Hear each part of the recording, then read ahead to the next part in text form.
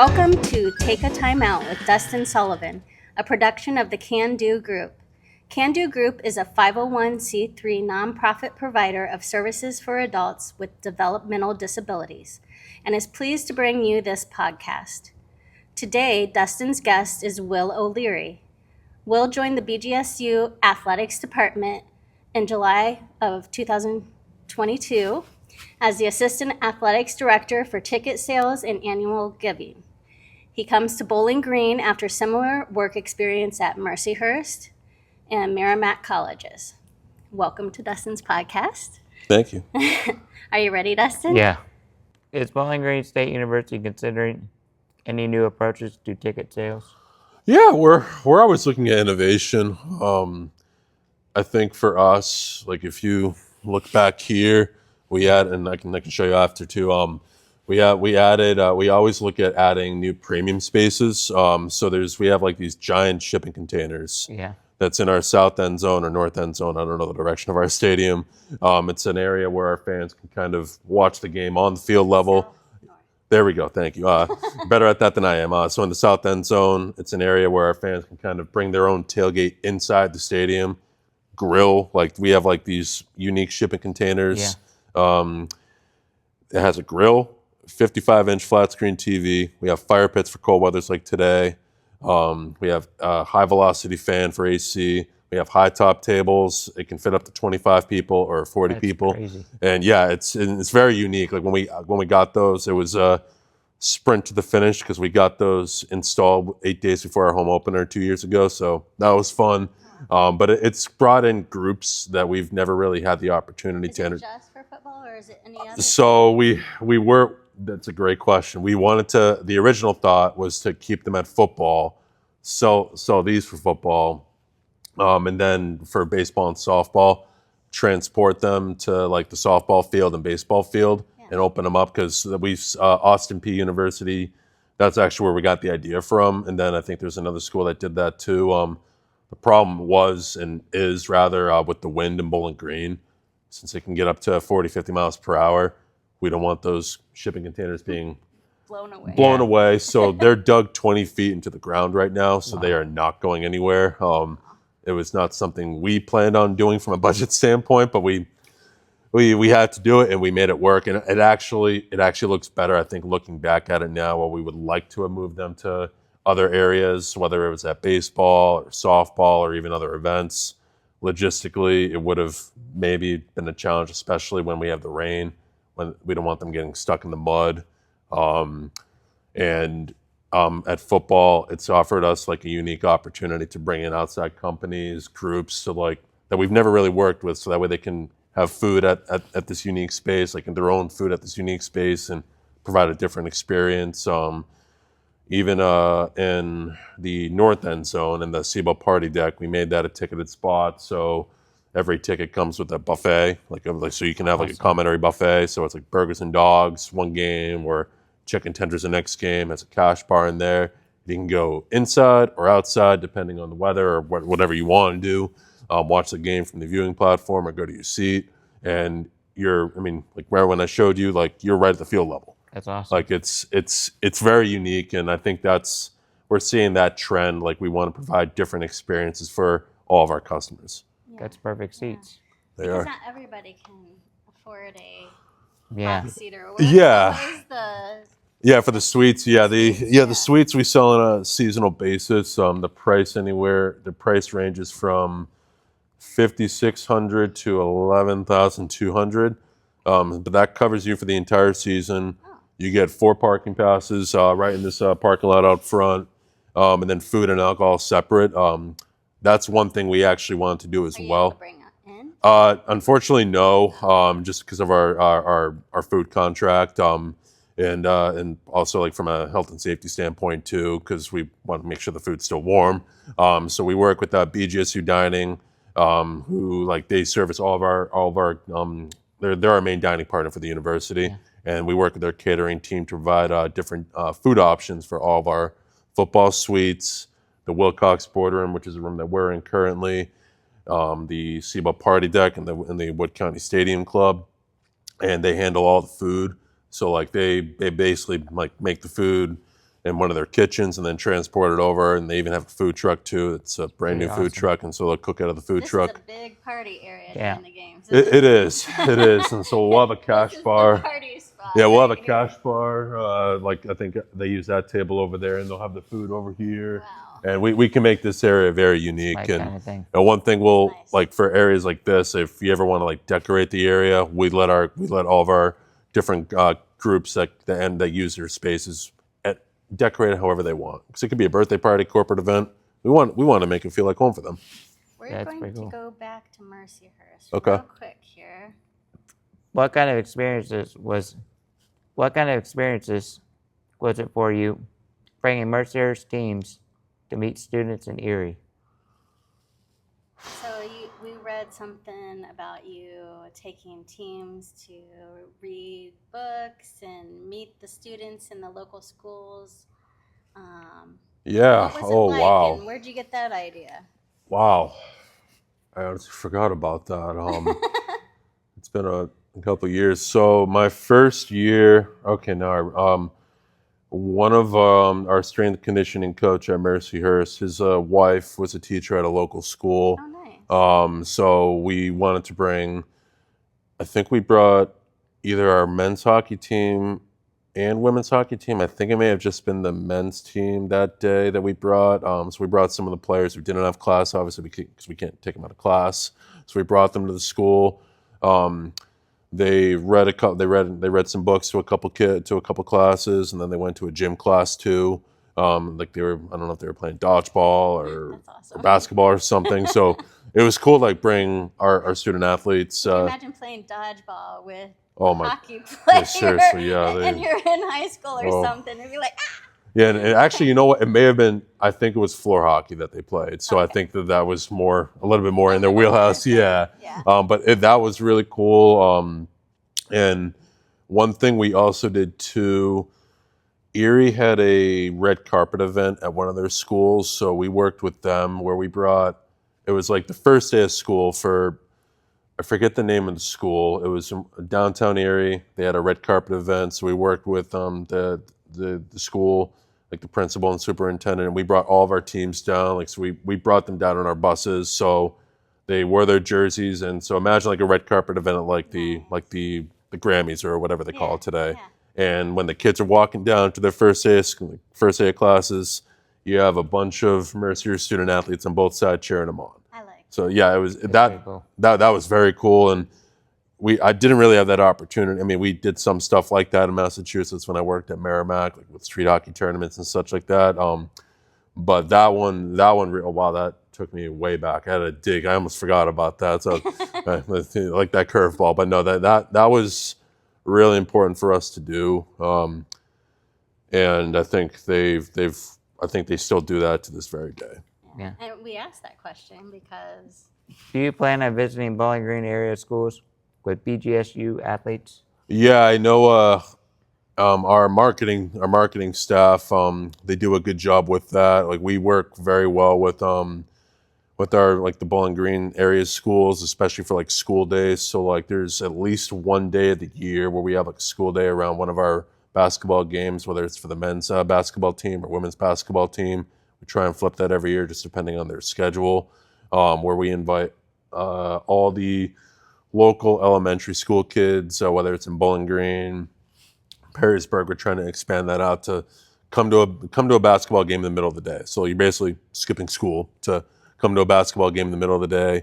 And to go back to your original question, we do currently do that. I know our marketing staff, they do a great job with that. I know a lot of our teams do that as well.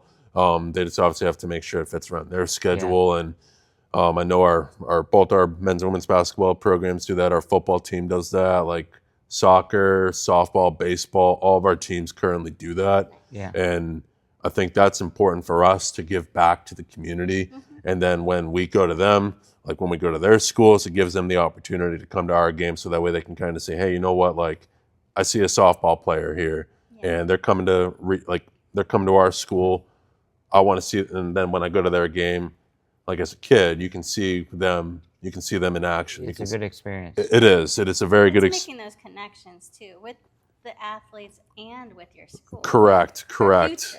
Exactly. And like I know a lot of our teams too, they also have like kids camps. So like our men's soccer program, women's soccer, both basketballs, like all of our sports have some type of like kids camp. So that way it brings them to campus. So that way they can kind of see what's playing the sport all about. And then they eventually come to our games and maybe even be a future Falcon someday. Yeah. That'd be awesome. Let's see, where are we at? How did you end up? Yep. How did you end up at BGSU? The big question leading to here. Yeah, so I was at a crossroads at Mercyhurst. I felt like I was missing something in my life career-wise, and it had nothing to, like, no shot at Mercyhurst at all. I think I wanted to go to a bigger school and kind of focus on ticketing, because at Mercyhurst I was wearing multiple hats, and I kind of wanted to hone in. Like it. Yeah, and I liked it. It was challenging at times, and I liked the ticketing aspect. Like I had that at Merrimack a lot. Didn't have that so much at Mercyhurst. Whether it was COVID or wearing multiple hats, I knew I needed to make a change. So it was hard for me to kind of break into a level like a Bowling Green or even like a Power 5 school like an Ohio State or Michigan, just because I didn't really have that experience per se. Yeah. So Bowling Green came up. One of the hockey coaches here, one of the assistant coaches I've known for a while. He was an assistant coach at Merrimack, and he came to Bowling Green when I was still.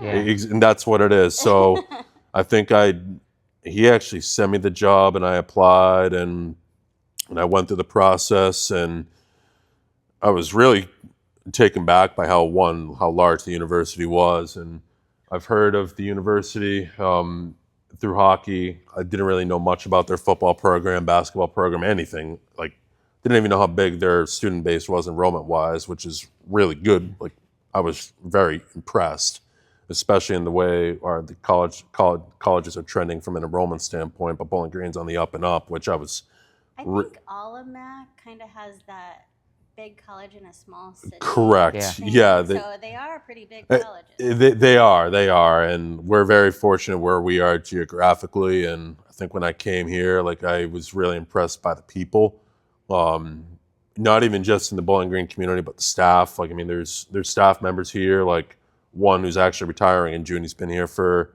I think 31 or 34 years. Wow. And there's other staff members who have been here just as long as he has.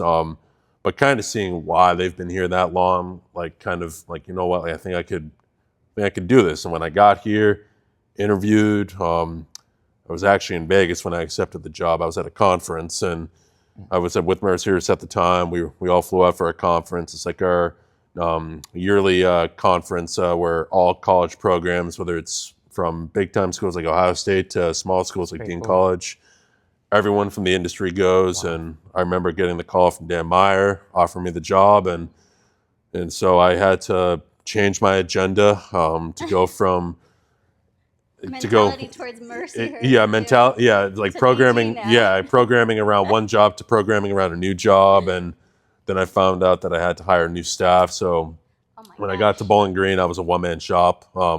That's a lot of work.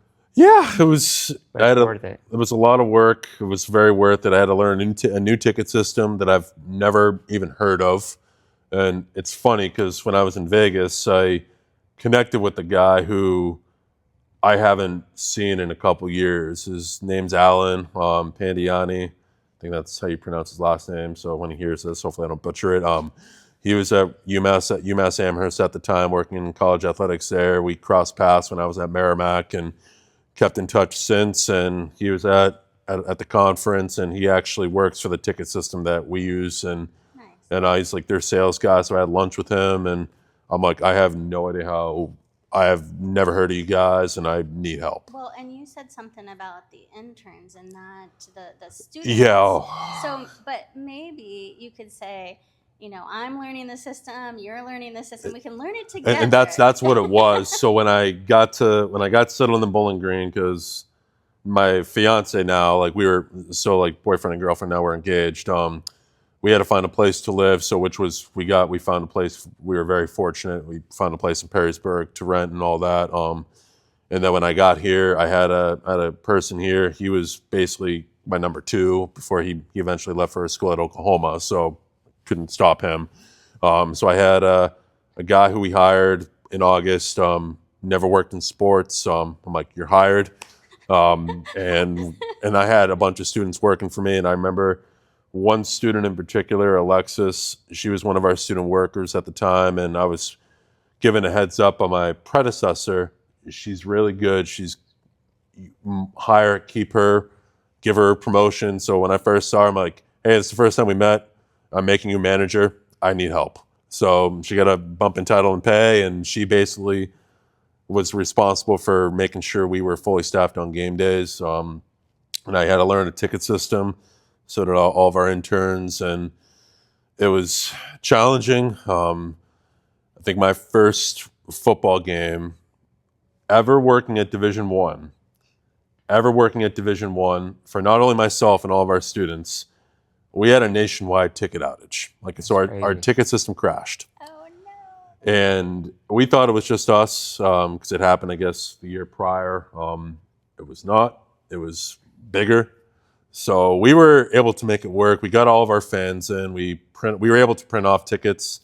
So a lot of our season ticket holders, they couldn't get their electronic tickets because of the outage. So we were able to power through it. My boss, Dan Meyer, because it was his first game, he did not call me once because I think he trusted us to get through it. And we got our fans in. It was very unique because I kind of I had to put my Mercyhurst hat, my Mercyhurst hat back on, because just printing off tickets and selling them the old-fashioned way. Yeah. And we had to pivot drastically. And I got a call from my sales rep at Pacquiolin, and he was very apologetic. And I can't be mad at you. Like it happens. Yeah. Like it's good to have that knowledge of both the paper world and the modern. It is, and Yeah. it is, and I mean, we were able to get our fans into the game, which that was the most important thing for me, and even our staff, just to get them in the game. So we didn't want them to miss the game, and it's our first home opener and first impression. So it was fun, but I was really fortunate to get this opportunity at Bowling Green, and I wouldn't regret. I don't regret it to this day. Sometimes you're just blessed. Yeah. What does an assistant athletic director job entail? Around for assistant AD, in my role, strictly revenue. So we're responsible for generating revenue across like ticket revenue for football, hockey, men's, women's basketball, volleyball, and gymnastics. We're one of the main revenue generators for this department outside of fundraising and corporate sponsorships, and we're that front-facing customer service entity for the department. So we have a lot of people that we interact with on a daily basis, whether it's via email, text message, over the phone, face-to-face interactions like we are doing today. Like any type of interaction we have or you can think of, we currently do and will be doing if we aren't currently doing it. But I mean, we're always looking at new ways of generating revenue, interacting. That's a good thing to do. It is, and that's a big thing that our athletic director wants us to do. He wants us to think innovatively, creatively, because we always want to get new people to our games, and even into the building in general. I think one thing that we've done really good at, and we're continuing to improve on, is getting out in the community at like events. So like, for example, in Bowling Green, they have a Firefly Night, like the Firefly Nights throughout the summer. So we're one of the sponsors. Yeah. And it gives us the opportunity to kind of have a table out there, showcase the upcoming season with our volleyball schedule, football schedule, any schedules we have out for all of our fall sports as well. We'll have like posters out there for people to pick up and kind of show them like, hey, like we're here, like come support us. Makes a better community. What exactly is a Firefly Night?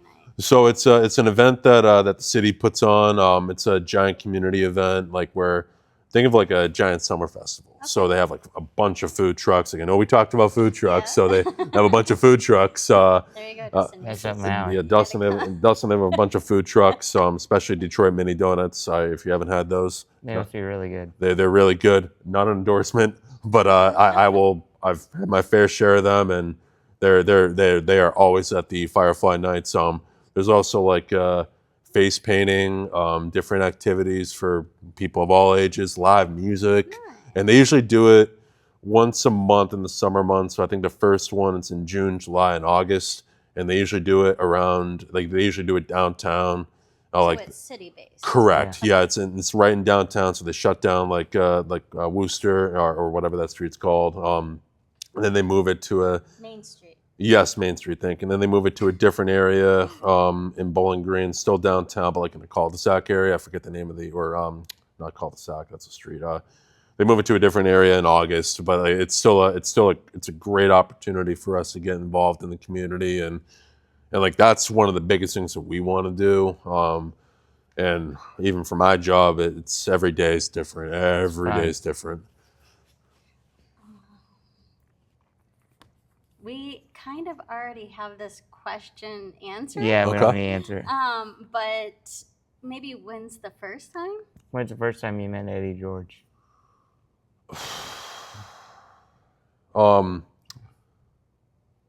We had so at our athletic, we have what's called like athletic leadership council meetings. So all of our varsity teams, they have like athletic leadership council members, whether they're donors or alums, and we have like these meetings with them once or twice a semester to kind of share with them like updates on the department, like high level things, all the way up to upcoming events and such. So at the most recent one that we had in March, I think it was February or March. It was middle of March when Eddie was Coach George was already hired. We invited him to come like introduce like meet with these leadership council members. Actually, we had people in person and virtually via Zoom. So it was a good turnout. And so I was sitting in there as part of one of the presenters, and so he came in. He gave a speech, and then he asked who are the salespeople here. So I raised my hand, and I told him, "You're making my life a lot easier." So we had a good laugh on that. Then I shook his hand a couple of times. A very, very great man, and he's a very good get for the university and for the Bowling Green community and for the football program, like for everyone. And I think he's going to be very, very good for us. I mean, we've already sold a lot of tickets, and we're still selling a lot of tickets with him being here. That certainly helps. I'm not going to lie, that helps. And it was a good get for us. So I think he's a really humble guy. He's a very, very humble guy. He is very approachable. One thing that I think was really the icing on the cake that we really liked and he wanted to do. So at our last spring game or our last spring practice for football, it was an open practice for our students. So it was a 9 a.m. on a Saturday. So we weren't sure how many students were going to come because it's a 9 a.m. on a Saturday. Things are winding down for them. We had 131 students come to that morning practice. So they got up. We gave them breakfast sandwiches, coffee, non-alcoholic mimosas, and we worked with one of our campus partners, Big B Coffee. So they provided great coffee. Yeah, great coffee, great breakfast sandwiches too, and they provided all that stuff for our students because that's like one of the main things that we want to do is provide a great student athlete experience. The Bowling Green's like we're the best school in the state. I'd argue even the country, rather, for student athlete or for student experience. And it helps the students save money. Exactly, they get to save money. And one of the things that we did after the practice, they all got an autograph from Eddie George. That's awesome. So they got an autograph, photo, and we wanted to do that for our students and give them an incentive. You know what? You're coming to our practice, and Coach George was very humble in that, and he really wanted to do that. And I think that's something unique that you don't really see at other schools. At Bowling Green, we want to provide that opportunity. That's why I like him, because he's a good idol to like. He is a very, very good idol. I mean, I remember watching him play growing up and playing with him in a couple different instances in Madden. So he was a beast for the Buckeyes. A very, very, very big beast for the Titans. Buckeyes and the Titans. I remember him on the Titans, and he's a very big man in person. I still think he could probably play, and I don't know if he'll agree with that, but it looks like he can probably still play. Did you get to this question? No, Oral Hershiser. Did you get to meet Oral Hershiser when he was recently inducted into the Bowling Green Baseball Hall of Fame? I did. I met him a couple years ago at a football game. So when we hosted Toledo on a Tuesday night when we recognized Oral on the field. Met him in our athletic director's suite. Yeah. Shook his hand, had a good conversation with him. And most recently, when he got his honorary doctorate degree from the university, most recently at our graduation, he was our commencement speaker. That's pretty cool. And so I met him at our last commencement session and jokingly said to him, but also was serious, hope he's taking care of Mookie Betts, because I miss him in Boston. And he said they were, because he does some work with the Dodgers as well. So yeah, he met him a couple of times. Very, very humble guy, and he's helped bring baseball back onto the map and He has. reignite the program, and has helped lead the charge as we take that next step for Bowling Green baseball. He's a great baseball player. Very, very And a great good baseball. guy. Yeah, very great baseball player. A heck of a pitcher. I mean, he's Probably the greatest Dodger pitcher ever pitched. agree. I'd agree with that.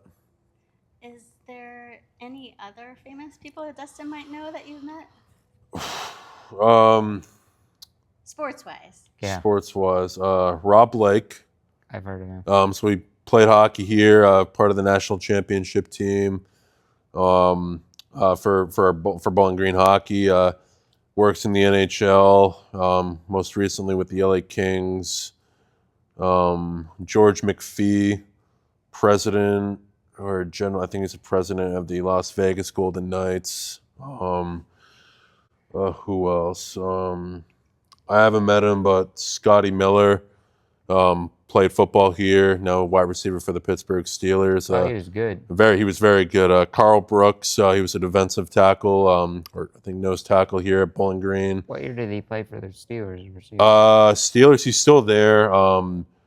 He's been there for I think 2 or 3 years now for the Steelers. Good. Yeah, he's good. He's still on the. I know he's still on the team. He's part of that. They have a really good receiving room, and they develop receivers really well. And I know he played for Tampa Bay when Tom Brady was a quarterback, so he helped get a ring there. So he's got a Super Bowl ring with the Bucs. Carl Brooks, when he played here at Bowling Green, now he's on the Green Bay Packers. And then Harold Fannin, obviously, had Fannon's on the Browns. He is. We were very happy that he got drafted by Ohio's own in Cleveland. We were very happy for Harold and such. But I'm trying to think if there's anyone else. Omar Jacobs played here. That's right, he did. Wow, you know a lot. Love it. You did your research. I love it. Yeah. He's a sports fanatic, and when he's not, watching sports and doing all that Okay. sort of stuff, he's a food connoisseur. We joke around. When he Okay. played, So yes, he loves all his food. Okay. Too. yeah, I like those socks. Oh, the socks? Yeah.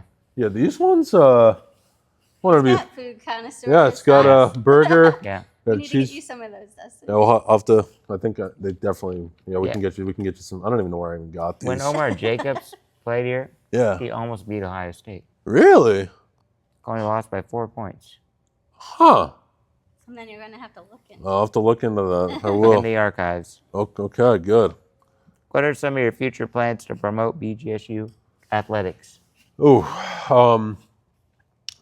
a lot of the things for us on the ticketing side, at least, getting more into the digital space. So like on Facebook, doing more digital ads to showcase to people like, hey, we have this going on, whether it's around our football program or like hockey program, just basically for ways for people to buy tickets, because everyone's on Facebook, Instagram, social media these days. I think you'll see. I don't know if do you have any streaming platforms like Netflix? Yeah, I have or, all of that. Okay, there we go. So I think we're looking to break into that area from a commercial standpoint, because everyone's doing that. Maybe eventually they'll have more Bowling Green games on TV.